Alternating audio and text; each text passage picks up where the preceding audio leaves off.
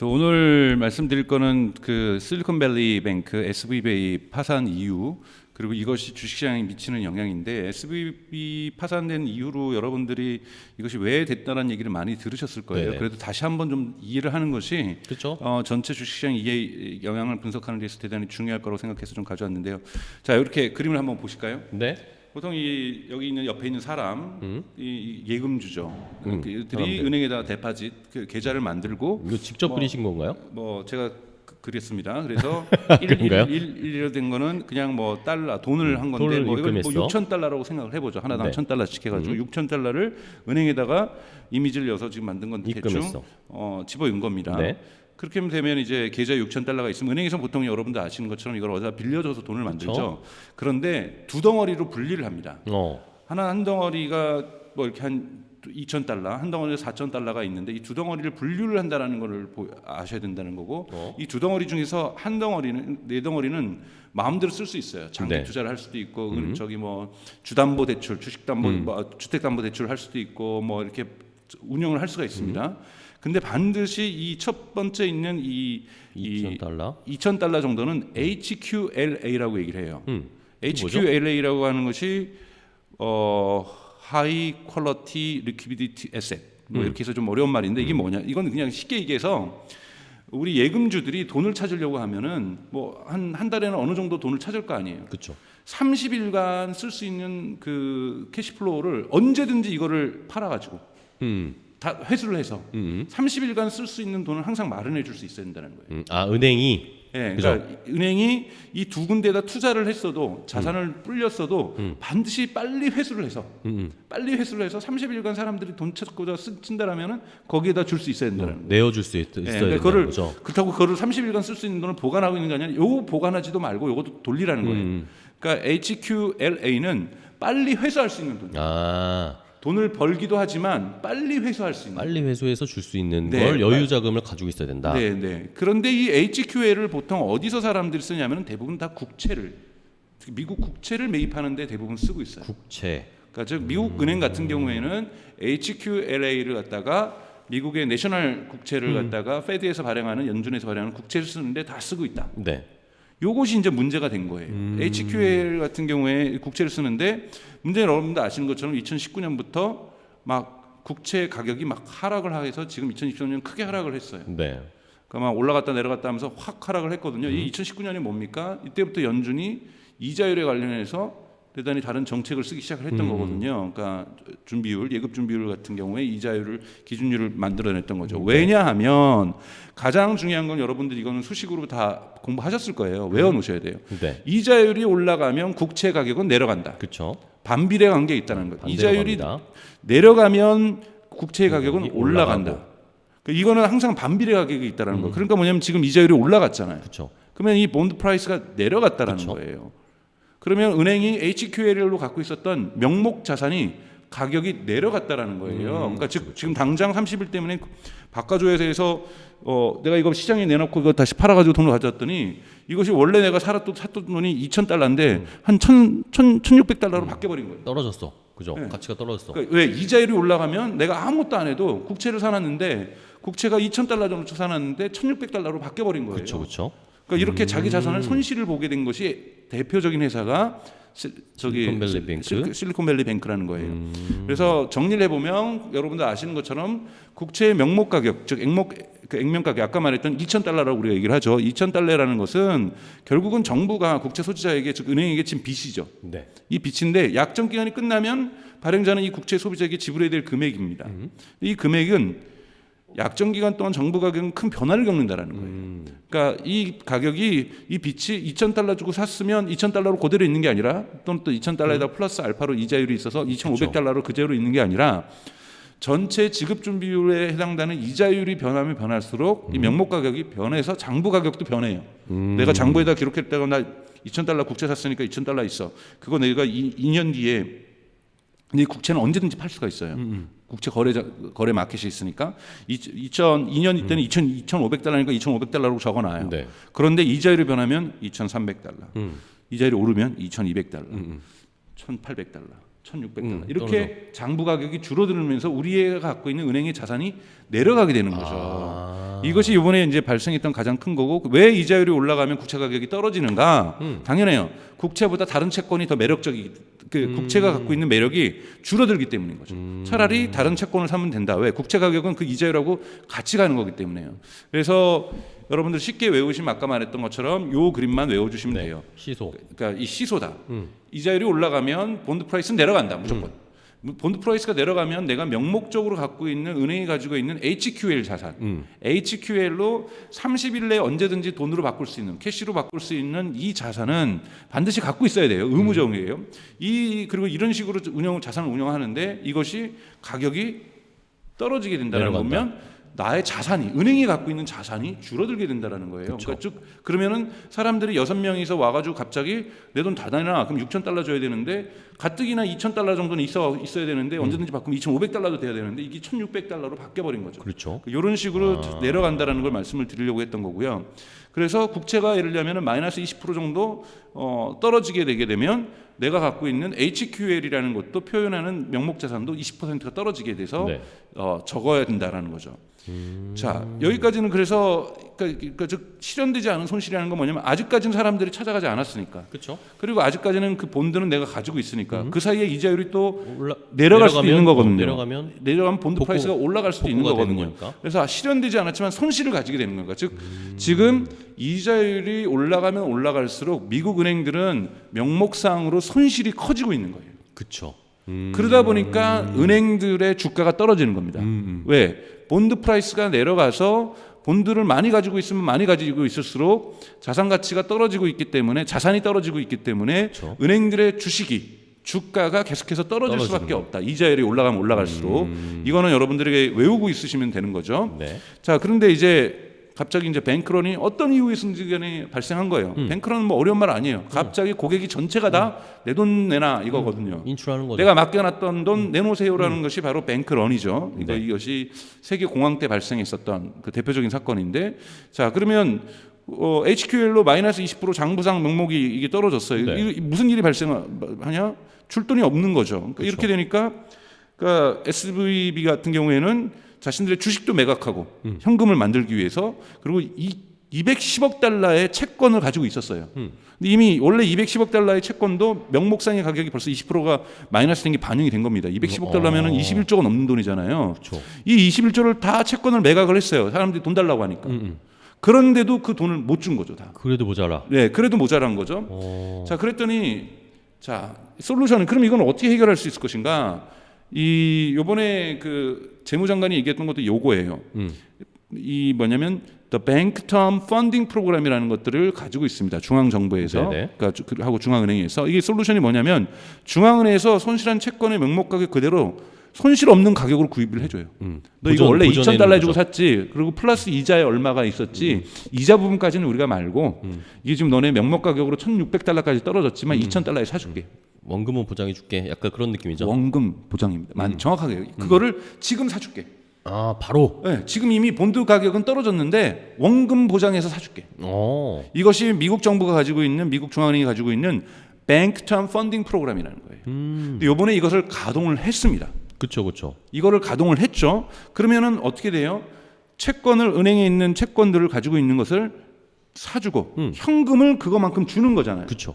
그러면 시장에 그거만큼의 돈이 현금이 풀리는 거죠. 풀려버리는 거예요, 여러분. 그러니까 지금 가장 중요한 거는 미국 중앙은행은 이자율을 높인다는 건 뭐냐면 돈을 묶어두겠다라는 거예요. 그렇죠. 시장에서 돈이 풀린 거를 회수하겠다라는 거거든요. 빨아들인다는 거죠. 그러니까 빨아들인다라는 거죠. 그런데 지금 뭡니까? 지금 이 정책하고 완전히 정반대인 반대네. 이 Bank Term Funding Program (FTFP라는 것을 그러니까 BTFP라는 프로그램을 작동한다는 건 뭐냐면 이자율을 높이겠다는 거하고 정확하게 반대 효과를 가지고 있는 시중에다가 돈을 풀어버리는 거예요. 그러네요. 왜냐하면 중앙은행이 지금 SVB만 해준 것이 아니라 지금 전체 국민들이 불안한 거예요. 우리 은행은 어떻게 되지? 우리 은행은 어떻게 될까? 나도 인출해야 그러니까 되나? 뱅크런이 연쇄작용을 일으키면서 하는 것이 걱정이 되니까 그렇죠. 중앙은행이 메시지를 준 거예요. 우리가 이번에 뱅크텀 펀딩 프로그램을 발동을 하니 걱정하지 말아라. 거기에 충분히 너네들에게 돌려줄 돈을 가지게 된다. 인출 안 해 하지 말아라. 인출하지 말아라. 이런 메시지로 그쵸. 심리적인 메시지로 이 BTFP를 발동을 한 거예요. 그리고 BTFP를 발동을 해서 실제로 그러니까 은행에서는 보세요. 은행 입장에서는 개별 은행 입장에서는 HQLA를 가지고 있어야 되는데 네. HQLA를 확보했던 그러니까 HQLA로 위해서 국채를 사들였었는데 이거의 가격이 떨어져서 명목 가격이 손실을 기록해야 돼요. 재무제표상 손실이에요. 손실인데 지금 중앙은행에서 이거를 원가 보상을 해주겠다는 거죠. 그렇죠. 메꿔주겠다는 거죠. 메꿔주겠다는 이건 잽싸게 팔아야 되는 거죠. 그렇죠. 잽싸게 주고 원금 받아오는 거예요. 그러면 손실이 없어지고 그렇죠. 손실이 없어지니까요. 그러니까 일반 개별 은행에서 다 갖다가 이 뱅크텀 펀딩 프로그램에 참여를 해버린 겁니다. 그렇죠. 그러니까 이거는 그러니까 SVB만의 문제가 아니라 실리콘밸리 뱅크만의 문제가 아니라 미국에 있는 다수의 은행들이 이 펀딩 프로그램에 뱅크텀 펀딩 프로그램에 참여를 하면서 자신이 가지고 있는 국채를 갖다가 중앙은행에 다 주고 중앙은행에다가 원금을 받아와 버린 거예요. 현금을 받아왔어. 그러면은 은행에 현금이 넘쳐나겠죠. 그렇죠. 그럼 이게 시중에 돈이 풀려버렸다는 뜻이 되는 거거든요. 그래서 보신 것처럼 중앙은행은 채권을 찾아오고 그 대신 달러 현금을 주게 되는 이런 구조가 바로 뱅크텀 펀딩 프로그램이 갖고 있는 효과다. 네. 그래서 보셔야 될 데이터가 이거예요. 자, 이건 뭘까요? 이게 머니마켓 펀드 에셋이라고 해가지고 주 단위로 해가지고 시중에 풀리는 돈의 양을 표현한 겁니다. 이게 밑으로 내려가면 돈이 양이 줄어드는 거예요. 그리고 위로 올라가면 돈의 양이 많아지는 거거든요. 그러니까 일주일당으로 풀리는 돈의 양이에요. 근데 지금 보십시오. 지금 그럼 제가 이걸 도표를 해봤어요. 자, 엄청 높았던 엄청 높았던 이게 중간은 뭐냐면 이거는 코로나 때예요. 그렇죠. 코로나 때 시중에다가 사람들한테다가 다 거기 미국 같은 경우에는 뭐 현금 1인당 지원해주고 2,500달러 뭐 해가지고 현금 줘버렸잖아요. 그쵸. 그때는 뭐 당연하게 늘어나는 예외적인 거 제가 동그라미로 표시한 거고요. 네. 자 보세요. 지금 요번에 SVB 사태 나고 나서 시중에다가 푼 돈이 지금 어느 정도냐면 1992년에 있었던 사건하고 거의 유일한 두 번 정도 외에는 이렇게까지 높게 푼 적이 없었어요. 92년에 무슨 일이 있었죠? 92년에 아마 이 전쟁이 났었을 땐가 이라크 전쟁인가 하여튼 뭐 그때 했을 거예요. 예. 그쯤 돼가지고 아마 이 경제가 그 경기 침체가 올 것 같아서 시중에 돈 푼 시기거든요. 지금 그거 외에는 이렇게까지 오른 적이 없고 심지어는 그때보다도 많아요. 그렇네요. 그때보다도 많죠. 그러니까 지금 근 30년 그러니까 30년 역사에서 미국에서 갑자기 돈이 많이 풀리는 겁니다. 코로나 때 그러니까, 제외하고. 네, 코로나 때는 이건 예외적인 거 제외한다라면 근 30년 동안 볼 때 시중에 돈이 주당으로 볼 때는 가장 많이 풀렸다. 그렇네요.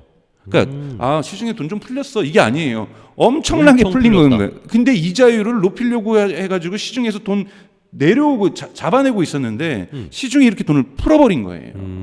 그런데 이번에 이자율을 또 낮출 수는 없었던 것이 인플레이션이 아직 존재하고 있으니 이자율은 또 올린 거예요. 그럼 국채 가격은 또 떨어지는 거예요. 그러면 이거를 또 사들이려고 한다라면은 또 돈을 풀어야 된다라는 거죠. 그러니까 지금 재무장관이 나서서 더 이상 그 프로그램을 운영하지 않겠다. 그 얘기를 한 거예요. 이미 지금 풀어놓은 거는 어쩔 수 없지만 재무장관이 나와서 지금 안 하겠다는 게 한 게 뭐였냐면 바로 뱅크텀 펀딩 프로그램을 더 이상 확대하지는 않겠다. 그러니까 시중에 돈을 더 풀지는 않겠다는데 이미 많이 풀려버린 거예요. 그러게요.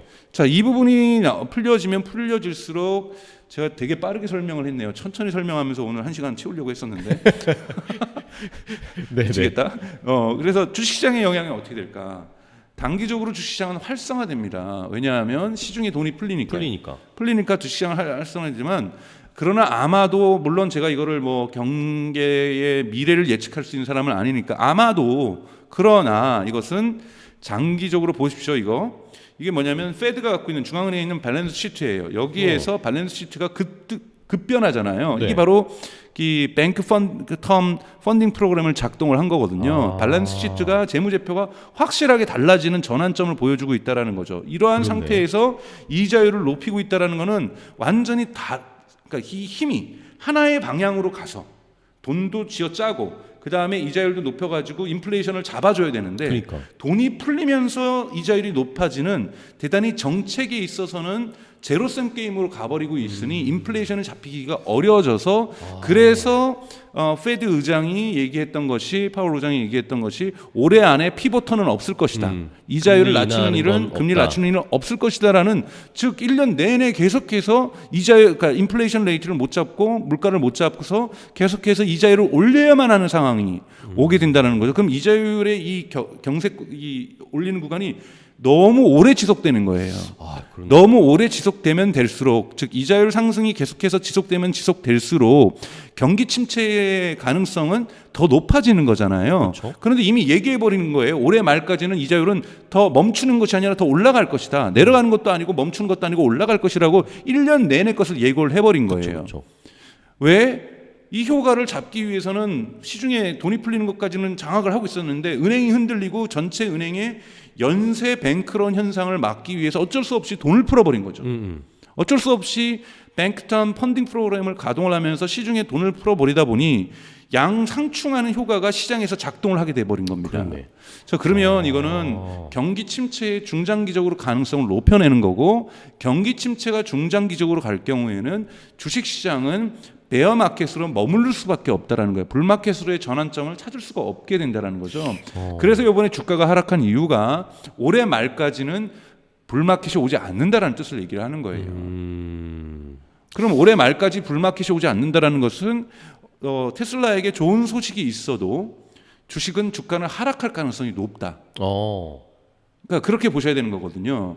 그래서 경기 침체가 하락되면은 또 하나는 뭐냐면 자동차가 나오고 아무리 국가에서 보조금을 줘도 자동차 구매가 지연될 가능성이 높아요. 디맨드가 축소될 거예요. 물론 아직까지도 디맨드가 전기차는 서플라이를 초과하고 있긴 합니다만 네. 그럼에도 불구하고 100대 팔릴 게 90대밖에 못 팔리는 이러한 현상이 올 수밖에 없고 전체적으로 경기 침체에서 주식시장은 베어 마켓에서 머무를 수밖에 없으면 아무리 독야청청하겠다라는 테슬라라고 할지라도 이 힘을 뚫고 올라가기가 되게 어려워질 그쵸. 거다. 제가 주식 전문가는 아니지만 경기 전체로 볼 때는 이런 현상이 있어서 이 SVB가 뱅크런 현상이 한 은행에 멈추긴 했지만 그리고 근데 이 불안이 예를 들자면은 크레딧 스위스로도 왔던 거고 뭐 무슨 퍼스트 무슨 레퍼블릭인가 이 네. 은행에도 지금 왔었던 거고 이것은 뭐냐면 전체 은행에 대한 동요가 왔다라는 거고 이걸 막기 위해서 어쩔 수 없이 너무 많은 돈을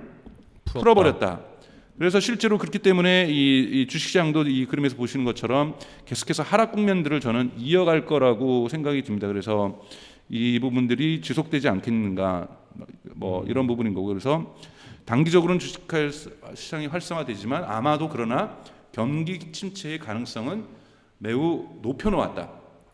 현재까지는. 예, 그래서 봤을 때. 저희가 4월 3일 날 전체 거시경제시 전문가분 모셔서 이 얘기를 좀 더 들어보겠지만 경기 침체 가능성이 그 어느 때보다도 높아진 상황이 지금 2월 달에 발생한 실리콘밸리 뱅크의 그 뱅크런 사태 이후에 지금 중앙은행이 발동했던 뱅크텀 펀딩 프로그램을 발동한 것 그래서 시중에 현금이 1992년 이후로 30년 만에 가장 많이 풀린 주들이 이어졌다라는 부분, 이 부분들이 되게 우려스럽다라는 거고 이것 때문에 페드가 예상했던 대로 사실 제가 이 자료를 만들 때는 페드의 그 베이비 스텝이 나오기 전이었거든요. 네네. 이거 제가 이 자료 만들 때 그때 전 충분히 이건 누구나도 이거는 물가 이자율을 상승시킬 수밖에 없는 이게 베이비 스텝이 됐던 빅 스텝이 됐던 이자율을 하락시키는 거. 왜냐하면 또 일론 머스크는 트위트 날려가지고 주가 주식 그러니까 저기 이 금리 낮춰야 된다. 금리 낮춰야 된다는 건데 금리를 낮출 수가 없는 거예요. 왜냐하면 낮출 수 있는 구조가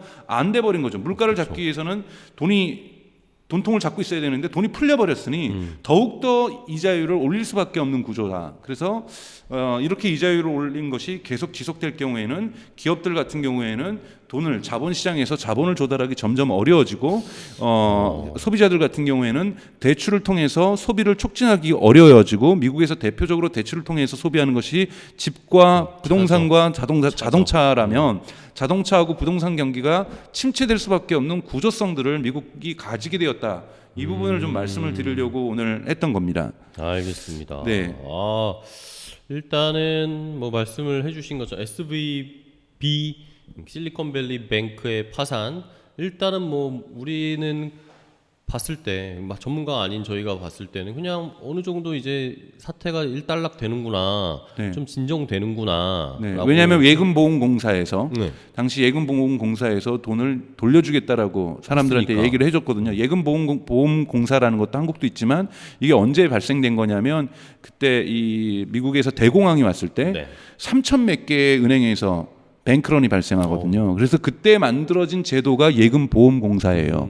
그래서 일정액까지는 우리가 무조건 다 돈 돌려주겠다. 예금자 보험. 예, 그렇게 일종의 예금자 보험인데 그 부분이 작동해서 뱅크런이 확산되는 거는 안 했는데 이 전체 심리가 동요하다 보니까 그렇죠. 한국에서는 많이 보도가 안 됐는데 뱅크텀 펀딩 프로그램이 발동이 되었다.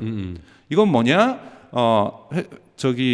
그 HQLA로 가지고 있는 기업이 가지고 있는 국가 채권을 명목상으로는 이미 마이너스 20%가 됐지만 이거를 원가 보장을 해줘서 중앙은행이 사들이는 거죠.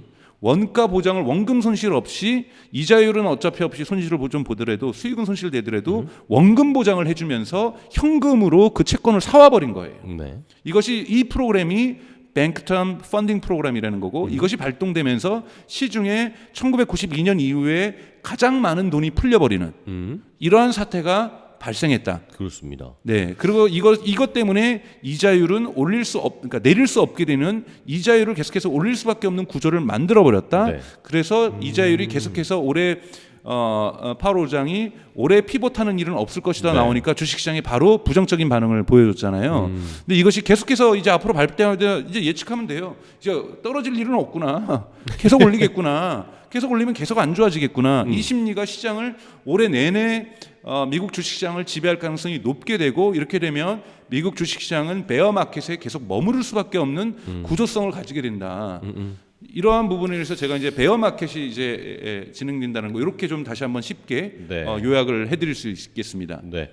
자, 어쨌든 지금 인플레이션을 잡기 위해서 미국에서는 연준이 계속 금리도 높이고 인플레이션을 잡기에 혈안이 되어 있는 상황이었는데 어쨌든 갑자기 SVB 사태 돌발 변수가 발생을 하면서 시장에서 쓰던 정책, 연준이 쓰던 정책에 반대의 정책을 어쩔 수 없이 고육지책으로 써버리게 된 거죠. 그러니까 인플레이션을 잡는 이제 거의 잡혀가나 싶었는데, 그죠? 잡혀가나 싶었는데 또 인플레이션이 발생할 수도 있고 이런 것들로 인해서 경기 침체가 조금 더 올 수 있는 가능성이 높아지잖아요. 그러면 자연스럽게 그러면 이제 테슬라 주가는 박스권에 머물 가능성이 높죠. 아, 그렇네요. 이른바 박스권에 머물 수. 근데 저는 나쁘게 보지 않는 것은 여러분들 뭐 어차피 단타 하시려고 테슬라 주식 사시는 거 아니고 그리고 그쵸. 또 멕시코 공장도 2023년 말에 나가서 올해 말에 나가서나 빨라야 올해 말이고 내년일 거거든요. 내년으로 내년 넘어가지 정도 않을까요? 되면 경기가 다시 반등할 수 있는 거기 때문에 그래서 올해는 되게 테슬라 주가도 힘든 시기를 가져갈 수 있다라는 말씀을 사실은 드리기 위해서 오늘 이렇게 좀 복잡한 걸 설명드렸다고 볼 수 있습니다. 그래가지고 어제 박사님이 테슬라 주식이 떨어질 수 있다라고 얘기하셨던 거였군요. 네네네. 아, 그러면 뭐 저희는 뭐 이 테슬라를 사랑하는 또 오테라 구독자분들은 어차피 중장기적으로 테슬라 보시는 거 아닙니까? 뭐 당장 이번 달에 사서 다음 달에 팔려고 하시는 거 아니니까 예. 오히려 그러면 가격이 조금씩 내려갈 때마다 조금 매수해 보는 것도 나쁘지 않을 것 같다는 생각이 듭니다. 싸게 모아가는 전략. 물론 현금의 여유가 좀 있으신 분들은 그죠? 뭐 그 판단은 저희가 보기에는 뭐 저희가 뭐 권유할 수는 있는 건 아니고요. 네. 판단은 여러분들의 몫이고 여하튼 올해의 박스권에 머무를 가능성이 되게 높아졌다는 말씀만 좀 드리고 싶습니다. 알겠습니다. 자, 어쨌든 연준의 입장이 좀 바뀌었습니다. 파월 의장이 뭐 인터뷰의 기자회견 때도 금리 인상 중단을 고려한 적이 있느냐라는 기자의 질문에 고려를 했었긴 했었다. 네. 근데 이 SVB 사태 때문에 돌발 변수 때문에 어쩔 네. 수 없이 다시 또 금리 올리는 것을 더 드라이브를 걸었다는 이야기가 나왔으니까 이게 좀 아쉽긴 하네요. 이제 시장이 뭔가 좀 풀릴 수 있지 않을까라는 기대를 했었는데 SVB 사태를 일단 이런 은행 파산 뭐 뱅크런 사태를 잘 봉합을 해줘야 됩니다. 네. 파월 힘내요 파월.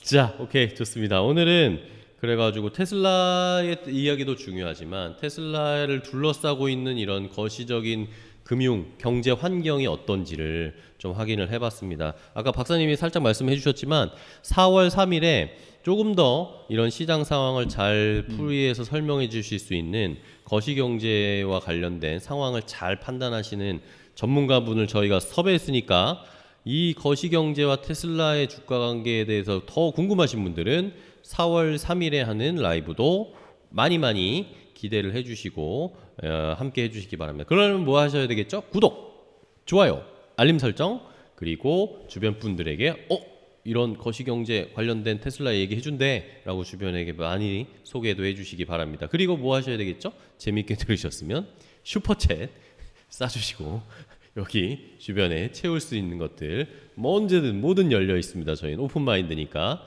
많이 참여를 해주시면 감사하겠습니다.